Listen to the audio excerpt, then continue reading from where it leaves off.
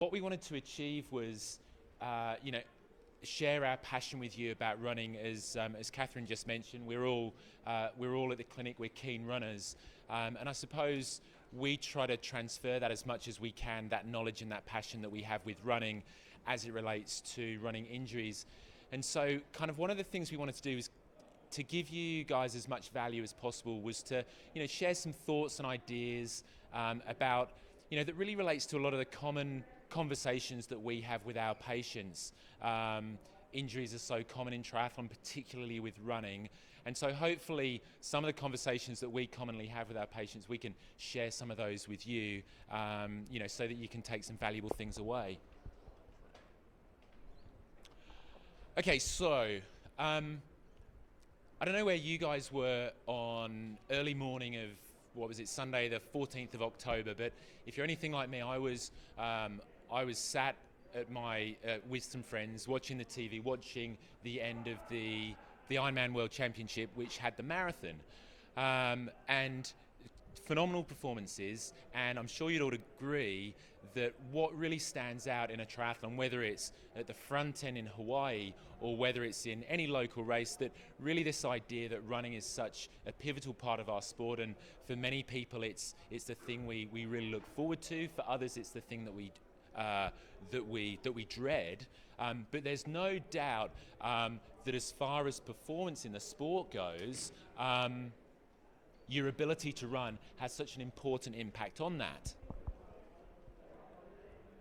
So when we think about training for running, and Raf's just arrived, and so he'll talk much more about this, I'm sure, but we know that when it comes to running, there are some simple rules that we try and follow, insofar that if we run more, we know that we'll probably get better at running, and we know that if we include some intensity with our running, that we'll probably get better at running.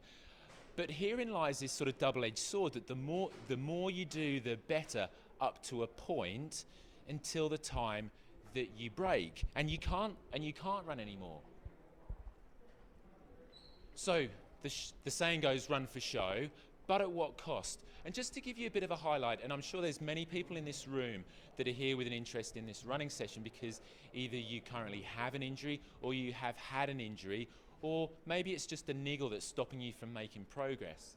So it's interesting that actually this study was published just last week that overviewed all the data on running injuries. And I just wanted to highlight that if you do have a running injury, or if you have had a running injury, you're certainly not alone. So this study identified 18,000 runners, and 10,000 of those, nearly 60% of those runners, had sustained an injury. So the prevalence is really, really high. And so what's interesting here as well, and this is just for context and to paint a picture, in running, the majority of these injuries affect the tissues, the knee and below. So most commonly knee pain, shin pain, and pain around the foot, often most predominantly the Achilles tendon. So this is where we are at the moment. So it's a big problem, and the evidence indicates that there's no sign that this situation is improving. And with participation levels in running on the rise, it's a real problem. So next, an overview of where we are in management, because certainly what we see in the clinic is we see a vast array.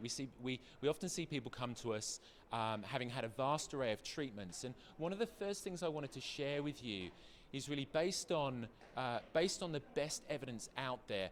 What are the things that are generally good and bad for running injuries? And look, this is an overview, but I just wanted to give you a sense of what the literature indicates best practice represents at the moment.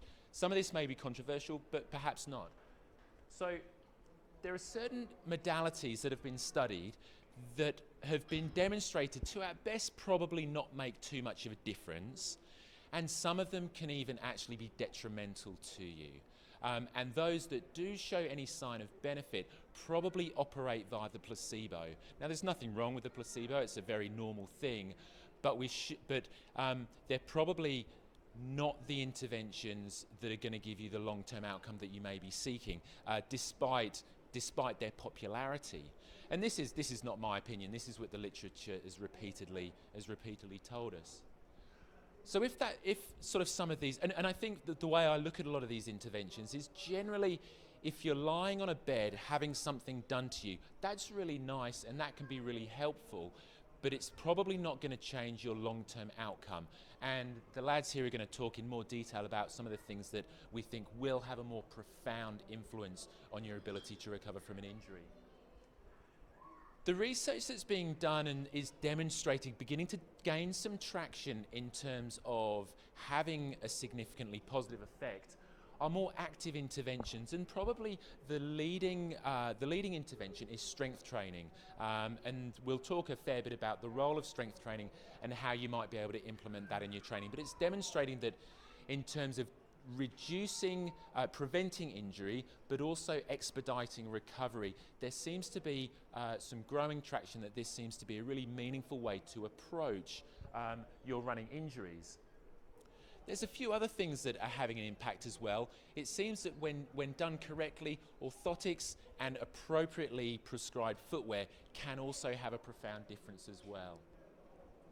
So that's where we are, and what you'll see is this transition within the physio profession, especially from this passive approach to treatment where you would come in when you were sore, we'd rub it, we'd stick a needle in it, we'd zap it with an electrical machine, we'd put some tape on it, we'd wish you luck and send you on your way, and if you need that again next week or tomorrow or in a month's time, then we're here.